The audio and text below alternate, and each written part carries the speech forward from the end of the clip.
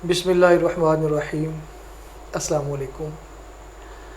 बाबा जी का एक शेर है कि एक गुनाह मेरा मापिओ वेखे मैनू देवे देस निकाला, ते 100 गुनाह मेरा मौला वेखे परदे पावन वाला।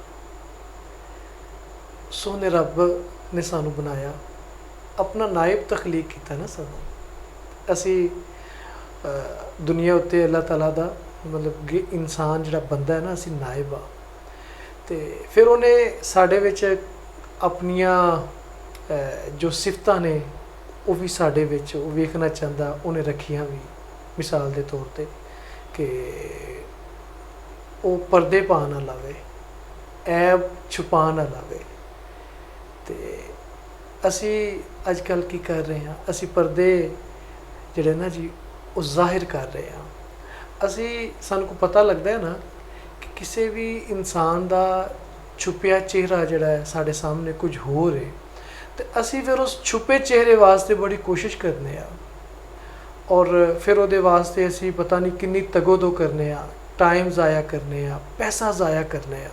किस वास्ते कि असी अपने उस दोस्त का, अपने भाई का असी वो छुपा चेहरा जिहड़ा है वो लभीए, जद कि सानू जिहड़ा उहदा सामने चेहरा वे वो बहुत अच्छा वे, बड़ा खूबसूरत है वो चेहरा। तो असी उस खूबसूरत चेहरे नू छड्ड के असी वो जिहड़ा भयानक चेहरा वे ना उहदे वल जा रहे हैं। तो चाहिदा तो सानू ये वे ना कि जिहड़ा सानू चेहरा दिखा रहा वे असी उहदे ते ही रहीए। ऐन मुमकिन है उहदे विच ऐब है, वो ऐब ख़त्म हो जाए कि अच्छाई दे नाल लोग प्यार करते हैं और वो अपने विच अच्छाई परमानेंट ही ले आवे, मुस्तकिल बुनियादां ते वो अच्छाई आ जाए उहदे विच। बस असी कोशिश यही करते रहने कि पर्दा चुकीए तो पर्दे के पिछे कीए, असी वो वेखीए। तो फिर वो वेख के असी ना सिर्फ ज़माने नू दसीए बल्कि अपने उस भाई नू असी शर्मिंदा भी करिए। तो कोई मिस्र के आलम सन, वो कहते हैं कि मैनू मेरी अपनी सारी जिंदगी का फलसफा औरत दे सिर्फ एक मिसरे दे विच मैनू मिलिया। वो कहते हैं कि मैनू उस औरत दे मिसरे ने लाजवाब तो बिल्कुल किया, लेकिन उहदे नाल नाल उन्हें मैनू बड़ा अच्छा सबक भी दिता और जिन्हें मेरी जिंदगी दे विच बड़ी अच्छी तब्दीली लैके आया। कहते हैं कि थाल दे विच कोई चीज़ रखी सी और उन्होंने कपड़े दे नाल उतों ढांपिया होया सी, ते वो लैके जा रही सी। गली दे विच मुलाकात हुई, सलाम तो बाद पूछया कि ए थाल दे विच की है। तो उस औरत ने कहा कि अगर ये दसना होंदा कि इहदे विच की है तो फिर इनू उपरों ए ढांपन की ए कपड़ा दे के छुपाने की जरूरत ही की सी।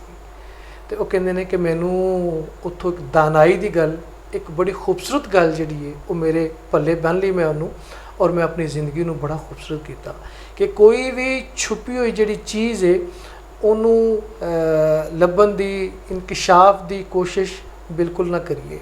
अल्लाह ताला साढ़े पर्दे रखदा वे। सोने रब ने साढ़े किन्ने पर्दे रखे हुए हैं, असी किन्ने गुनाहगार हाँ। और अगर ये गुनाह सोना रब साड़ा एक गुनाह जाहिर कर देवे, साढ़े वो रिश्ते जिहड़े साढ़े नाल बड़ा प्यार करते हैं, मुहब्बत करते हैं, वो फिर साढ़े तो नफरत करन, बल्कि इत्थों तक कि असी एक दूजे नूं दफनाइए तक ना, एक दूजे के करीब तक ना आइए, एक दूजे तो नूं हकारत की नज़रां नाल वेखीए। ये सिर्फ की चीज़ है कि अल्लाह ताला ने साढ़े पर्दे छुपाए हुए हैं और उहदा करम, उहदा फजल, उहदी मेहरबानियाँ साढ़े ते बहुत ज़्यादा ने।